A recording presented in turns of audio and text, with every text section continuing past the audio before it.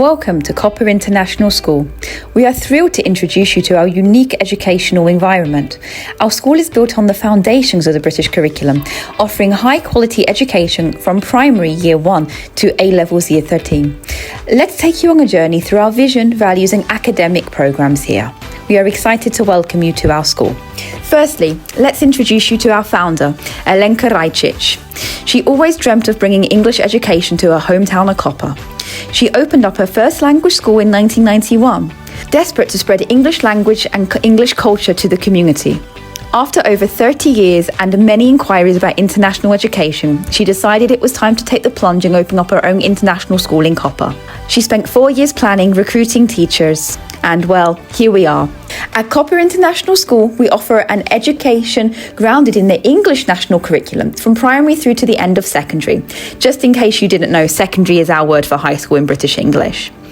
Our students progress to IGCSE using international A-levels in the upper part of secondary, which is year 10, year 11, year 12 and year 13. This is the equivalent of your 4-year gymnasium in Slovenia, or the last 4 years of your 5-year high school in the Italian system.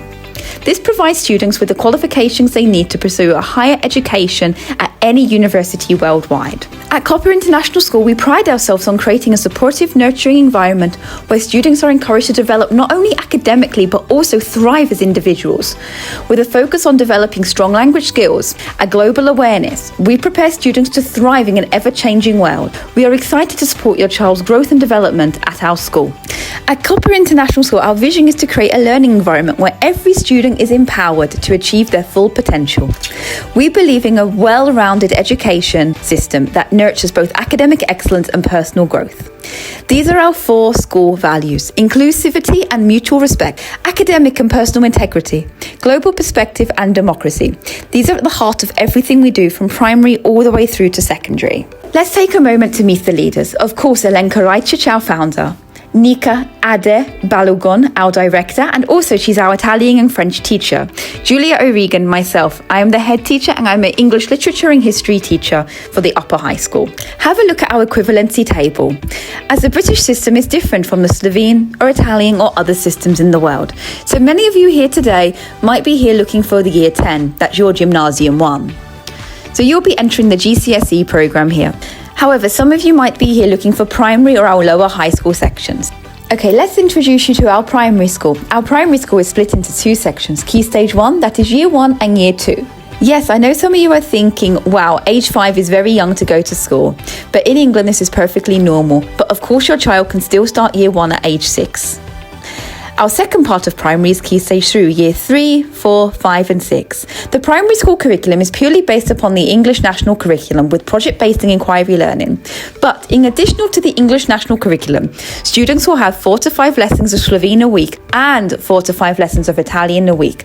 Of course, this is not part of the English national curriculum, but we feel this is vital as being part of the bilingual area. The maximum class size is 16 throughout primary school. Okay, let's have a little zooming at Key Stage 1. So of course, every class teacher is a native English speaker, primarily from the UK and Ireland. Students from year 1 will develop computer literacy as part of the programme. All students are required to bring in a tablet. In addition to computer literacy, students will have weekly music lessons, art lessons and PE lessons, along with the regular curriculum, which is English, maths and project-based inquiries for history, geography and science.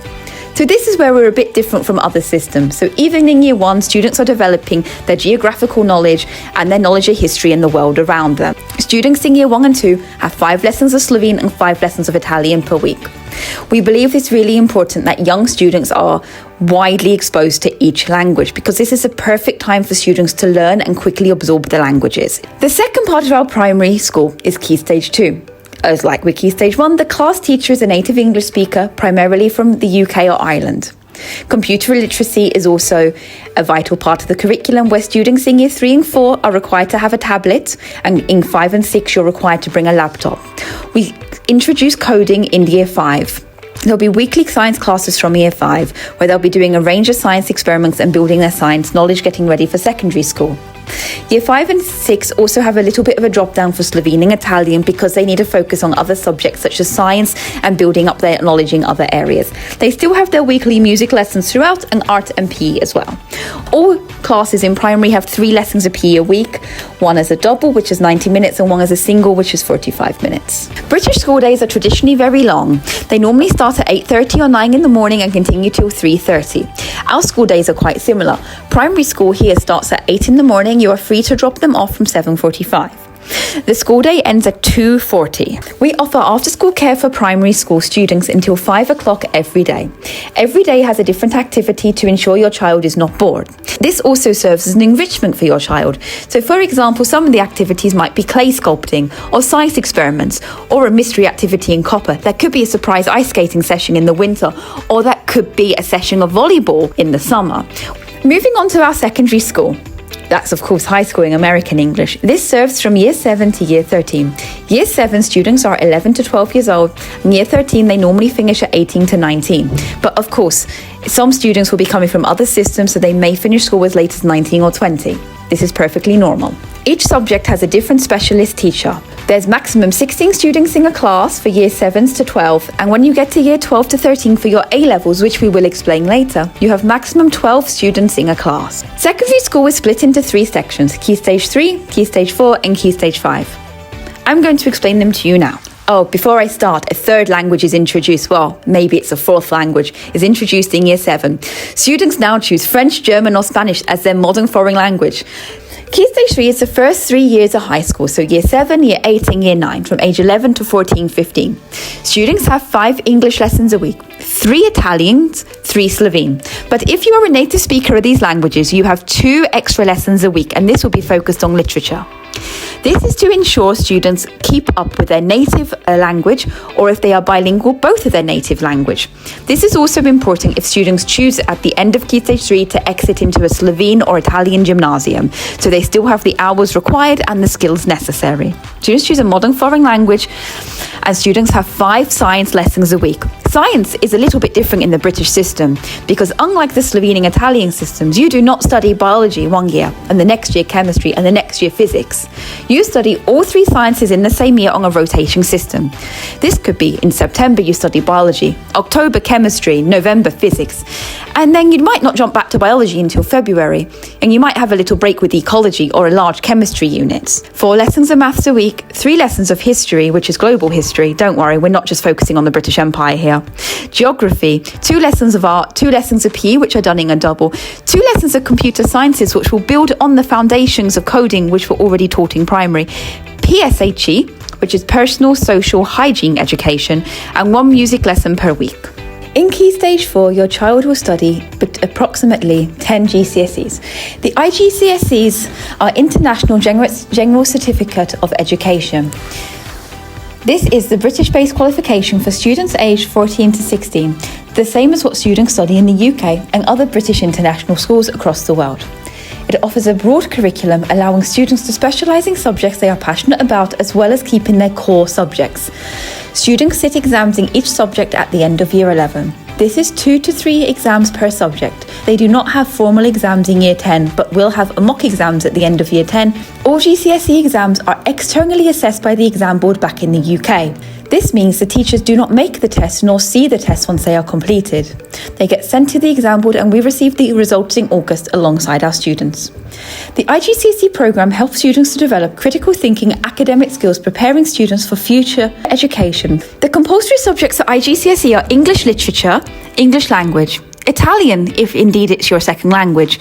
But if Italian is your first language, you will study it at native level and this is not a GCSE. Maths, and you must do at least 2 sciences, but we encourage students to do 3. There are no Slovene GCSEs, but it's obligatory to study it as a second or native language. For your options at GCSE, you can choose geography or business. For your option 2, you can choose history or computer science.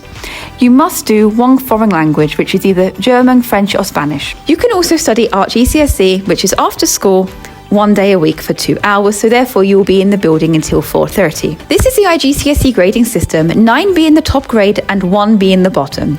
4 is the pass mark. Anything below a 4 is seen as a fail. Key Stage 5 is our last 2 years of school. This is when you will study A-levels. A-levels are British-based qualifications typically taken by students aged 16 to 19 following the IGCSEs. These are studied over 2 years. Unlike the GCSEs, you have 2 exams at the end of the first year 12, and you have 2 or 3 exams at the end of the second year 13. You must pass each year to progress.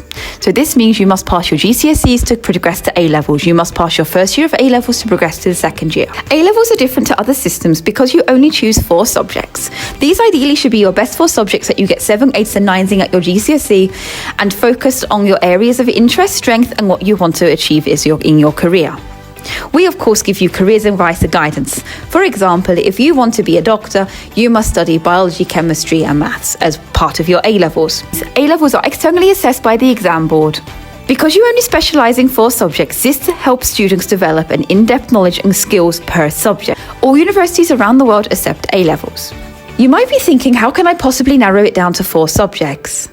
This will depend on your talents, like I mentioned earlier, and your future career aspirations. This system works particularly well for students who want to specialise and also want to not have other subjects alongside their specialisation. So this allows you to really play to your talents in this system. At Koper International School, we provide dedicated careers and university guidance in Year 12 and Year 13, supporting students in applying to UK, American and global universities.